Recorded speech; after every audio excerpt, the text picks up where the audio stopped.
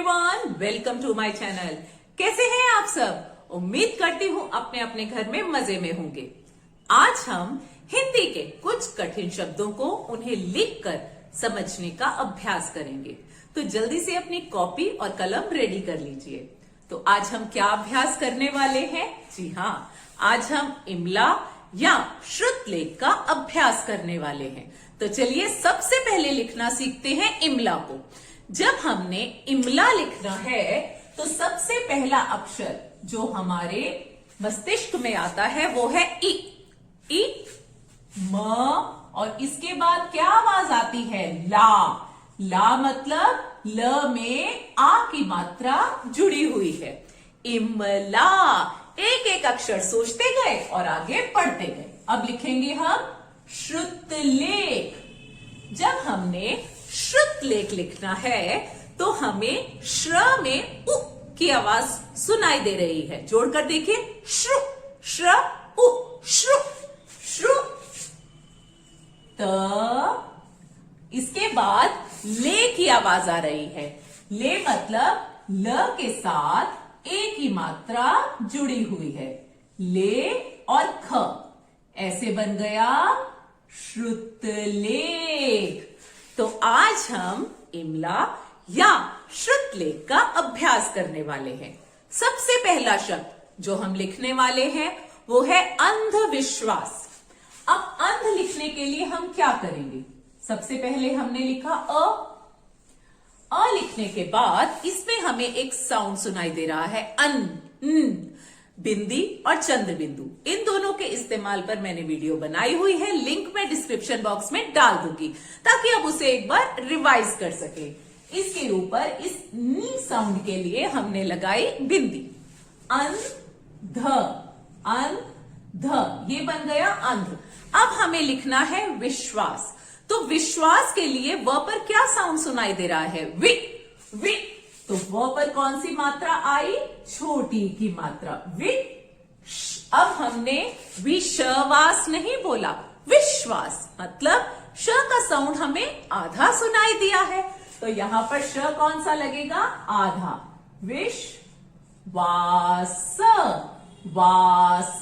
जैसे ही हमने वा बोला तो हमें समझ में आ गया कि व के साउंड के साथ आ की मात्रा लगेगी। व के साउंड के साथ आ का साउंड जुड़ेगा, तभी वो वा बनेगा।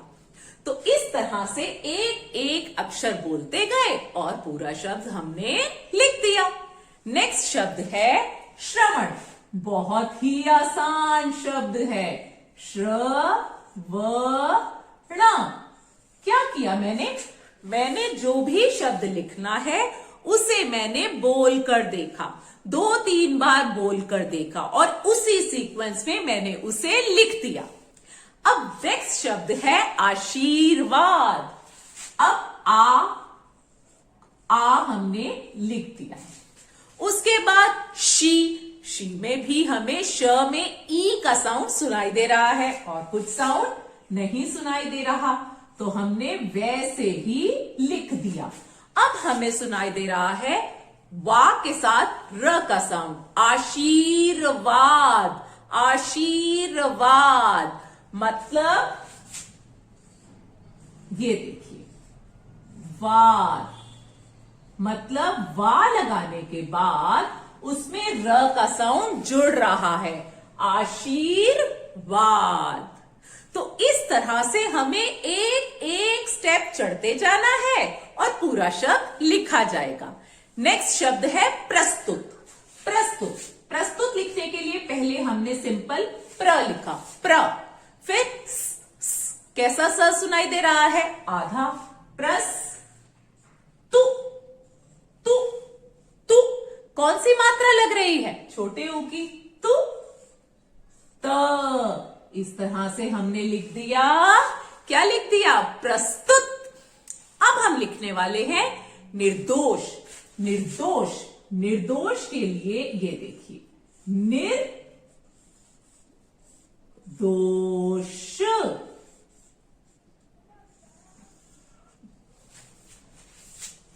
ये हमने लिख दिया निर्दोष।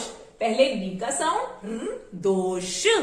रेफ और पदेन पर भी मैंने वीडियो बनाई हुई है, आप देखकर उसे भी अभ्यास कर सकते हैं। नेक्स्ट शब्द है प्रधानमंत्री।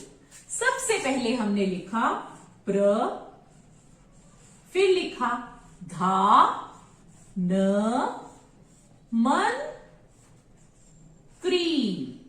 बस, it's very very very easy, बहुत आसान है।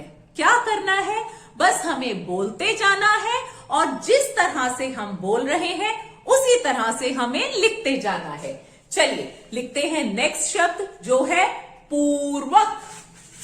पूर्वक, बस बहुत आसान है। पूर्वक। अब है मुस्कुराना। मुस्कुराना, म में कौन सा साउंड सुनाई दे रहा है? छोटे ऊ का। मु, कु, रा, ना, मुस्कुराना। ये हमने लिख दिया मुस्कुराना। अब हम लिखने जा रहे हैं पर्वत। अब पर्वत में हमें प पर कोई और साउंड सुनाई दे रहा है? नहीं। र हमें व के साथ सुनाई दे रहा है, तो हमने व पर रेफ लगा दिया। प र व त, पर्वत। अब नेक्स्ट शब्द जो हम लिखने वाले हैं वो है महात्मा। म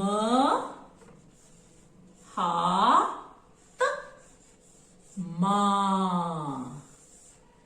जिस तरह से हमने बोला उसी तरह से हमने लिखा। चलिए एक और शब्द देखते हैं, राष्ट्रपिता। राष्ट्र पिता। देखिए, तो यहां हमने क्या किया? जी हां, हमने स्टेप बाय स्टेप शब्दों को लिखने का अभ्यास किया। कोई भी शब्द कठिन नहीं होता, थोड़े से अभ्यास की जरूरत होती है। आपको सिर्फ शब्दों को अपने मन में 2-3 बार बोलना है। जिस तरह से हम बोलते हैं उसी तरह से हम लिखते हैं, ठीक है? तो अपनी वर्तनी पर बहुत ध्यान देना है और मात्राओं का अभ्यास करना है। तो चलिए कठिन शब्दों का अभ्यास करते हैं और मिलते हैं नेक्स्ट क्लास में। तब तक के लिए बाय बाय, टेक केयर।